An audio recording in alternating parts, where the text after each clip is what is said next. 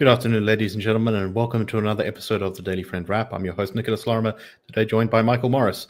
Apologies for yesterday if you were experiencing any of the sound issues. That was my mistake, and hopefully those are sorted for this coming episode. Let's get into the news of today, however, and that is that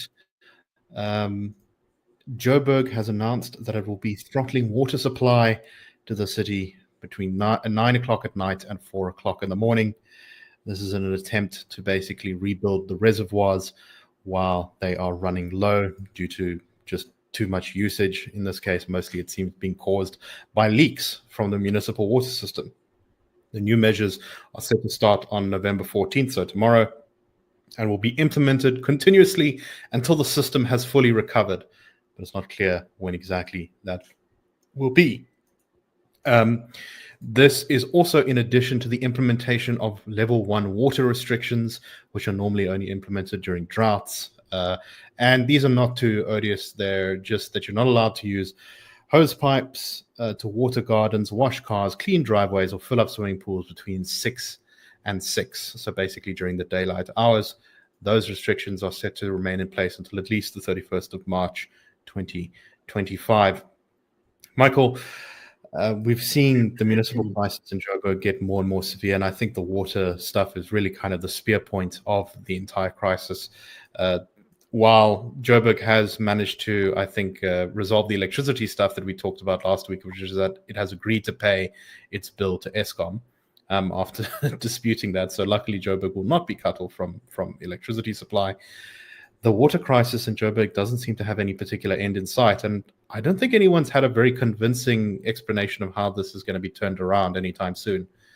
What do you make of this story? I mean, I think there are a lot of aspects to it, and I hope we try and touch on all of them.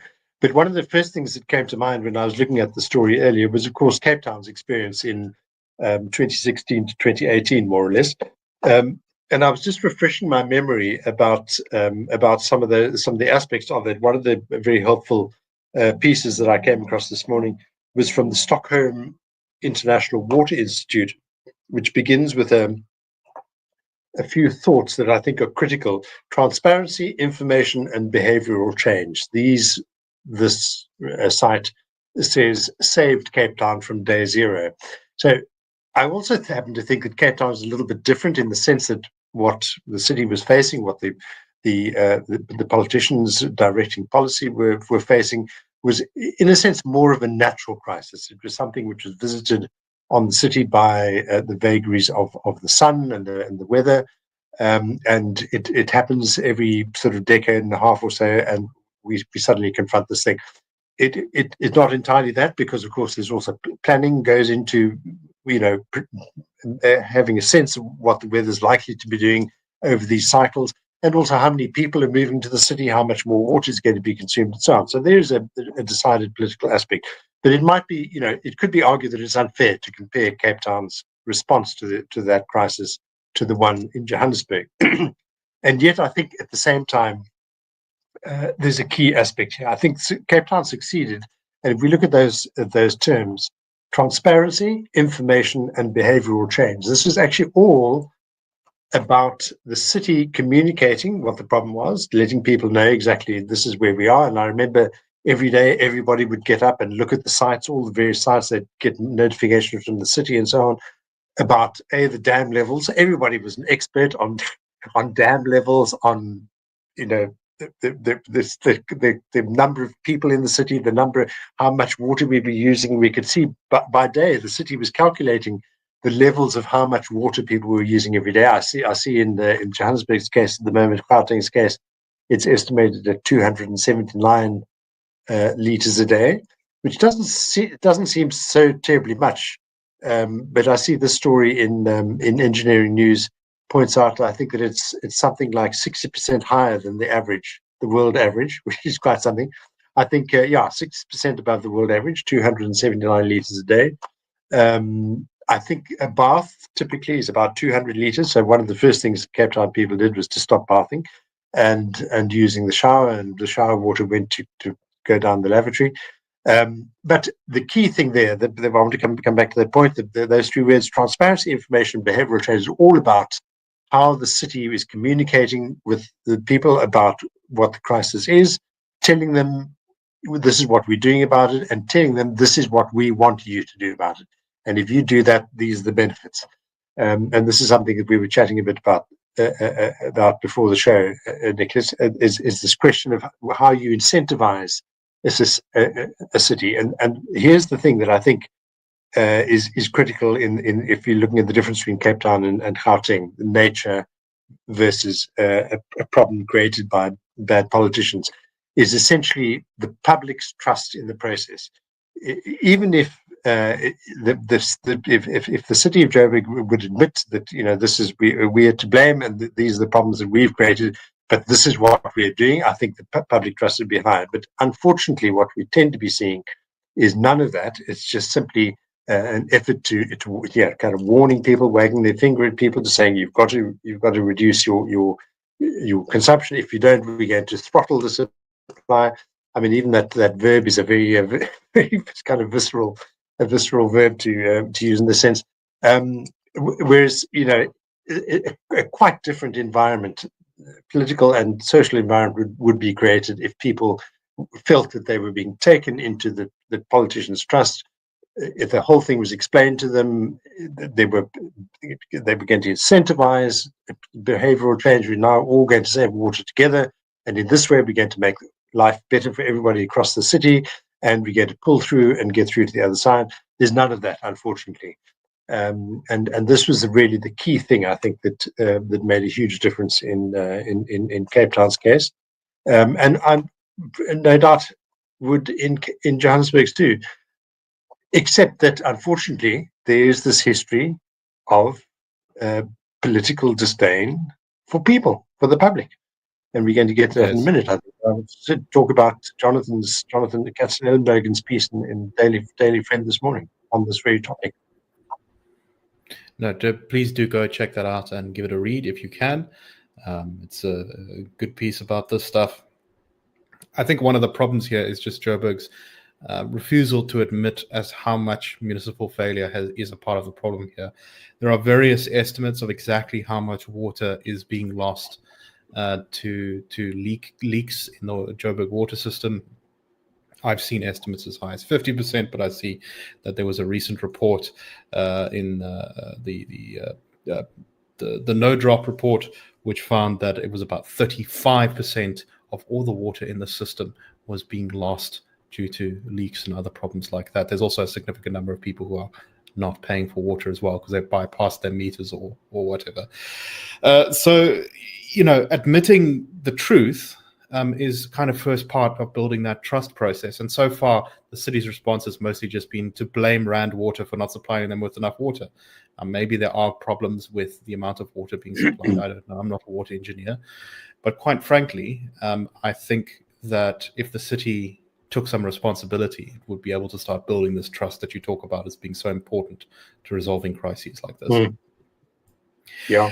Okay, let's move on to our... Yeah, go ahead. Sorry, Michael. Sorry, just to draw attention again to Jonathan's piece this morning. His final sort of two paragraphs sum up the essential point. And he says the ANC might want to appoint a minister of municipalities to try and deal with with all these crises that are beginning to develop at municipal level, but that will fail, he says. The simple and obvious solution is that voters have to evict parties that have brought about municipal failure and put in place parties that have demonstrated an ability and want to use their available powers to properly manage cities. And it really is as simple as that. And I think, fortunately, we are getting to that point in South Africa. Voters do seem to be suddenly waking up to the idea that they do have power in their hands, and they are making that choice. So, so this is a big challenge to all of us, I think. Yes, and I think Joburg will be one of the very big battlegrounds in the municipal governance elections in 2026. Indeed. Okay, our next story is one that we've talked about a little bit, which is this ongoing case of a number of different incidents of children dying from contamination, from poisoning. While it's not entirely clear whether all of these cases are connected, it does seem that in a number of them, the agents that have been identified as why these children in Gauteng have died is because they accidentally ingested some kind of insecticide or pesticide, or just something very basically very powerful poisons. Some of these are legally used only for agricultural use. Some of them are entirely illegal, but they are apparently being sold on the black market because they're so powerful that people don't have to buy a lot of them in order for them to work effectively at killing rats and bugs and that sort of thing. So the most infamous of these cases, and the one that sort of all brought this to a head, was when 6 children died in Naledi in Soweto. Health officials determined that turbofos, are the culprit that poisoned these children. However, although a lot of the media reporting has suggested that this was from spaza shops that had perhaps been using these chemicals to kill pests or protect their goods, that actually has not a link, that it has not actually yet been proven, and yet it kind of remains so strongly a part of the dialogue on this. Government assures South Africans that our health authorities are thoroughly investigating this and other cases involving the deaths of young people as a result of suspected food poisoning. Anyone found responsible will be held accountable and prosecuted to the full extent of the law. The news story says an intensive investigation is underway to ascertain the origin of the chemical. And that's why this is so strange, is that so much of the reporting, mentions, as I said, spaza shops and things like that. But it's not clear that that's the source. In fact, I wonder whether there's a much bigger problem here of just generally sort of a culture of slipping health standards. And, who knows where these kids got poisoned by this. It could have been in a whole number of places. Health officials have admitted that these illegal pesticides are fairly widely used in South Africa's poorer areas, despite being illegal, simply due to how effective they are. Michael, what do you make of this? I mean, we've talked at length about how the story has not been particularly well reported in the media, but it's clear that a lot of, I think, the issues here are just the sort of regular ticking over of government, that you maybe could have prevented things like this happening ahead of time if you had just more basic enforcement of municipal bylaws, which just doesn't happen. Yeah, and one of the things that immediately strikes me as a kind of red flag is this idea that that is being declared a national security threat, and is being dealt with by the National Joint Operational and Intelligence Structure. Well, it strikes me as a major health crisis, which needs, urgent health intervention and inspection of, sources of risk to the public health. But whether it's, a national security threat immediately lifts it into a realm of them and us, of enemies, of, there's some kind of foreign. Right, the implication is that this is a deliberate attack. Yeah. And what a strange thing. And especially when they say that they're still investigating the source. So they don't actually know where it's coming from. They don't really seem to know a great deal. And there is this constant, as you said, we've spoken about it, I've written about it in my column, this constant and very sort of focused and deliberate narrative forming around the idea that it's foreign spaza shop owners who are implicitly to blame, and that eventually becomes, it immediately is linked to the idea that we've got to deport illegal foreign spaza shop owners. So the whole thing is the whole the emphasis of the public discussion about it is all on foreigners, and one wonders, if it's going to be seen as a national security threat, is anybody actually looking at trying to determine the real source of this very grave health threat? I mean, it says here 42, the latest story that I was looking at, 42 school children died in weeks. I mean, that's astonishing. But it does speak to me of a lack of control over these kinds of substances, people who bring them into the country maybe, or who buy them or who sell them, have complete disregard for any of the sort of standard health procedures, because presumably they're not being enforced properly. So these are really the things that we need to be looking at. Whether it's a a national security threat is another question entirely, and quite a risky one, I would think. Yeah, the only sort of security aspect I can see of this is if you regard, I don't know, smuggling of these illegal goods into South Africa as the great national security threat. But I think, as long as there's a demand for these things, it's going to be difficult to restrict them. And so there also probably needs to be a kind of public education campaign to say, don't use these pesticides, they will kill your children. Exactly. Yeah. There's so many ways that government could tackle this more responsibly.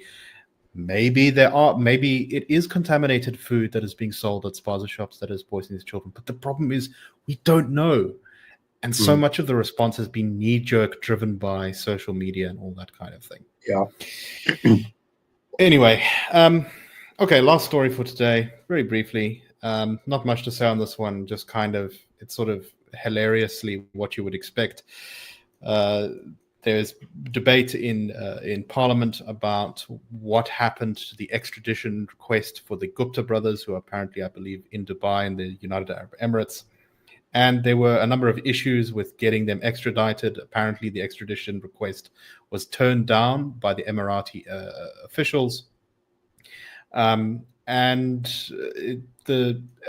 the South African prosecutors don't appear to have been told this. And so the extradition is kind of become a bit of an administrative mess now, and it's not clear that anything like that is going to happen, even though they know where these guys are. It's all a bit of a mess. And of course, the Gupta brothers were linked to the absolutely enormous corruption scandals in the Zuma administration, the so-called state capture stuff that happened in the mid-2010s. What's really funny, though, is that the MK party has, and I thought this was a bit overly editorializing in the media and the news piece on this, although I do sort of agree with the sentiment.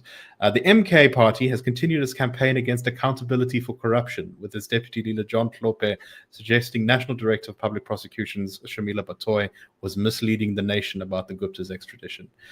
John Hlophe went on to say in Parliament that he questioned, what exactly the crimes the Guptas were accused of were, and asked a number of questions, as to what their arrest warrants actually said and just other technical details of that. Now, there's a whole moral question about why they're defending the Guptas to begin with. But for me, the more interesting revelation of this is I think this kind of reveals the MK party as really just a corruption protection scheme rather than being a proper, focused, ideologically driven political party. There's no reason, politically speaking, why you should have to defend the Guptas, unless you know that them being brought to book would, cause massive problems for your entire sort of enterprise.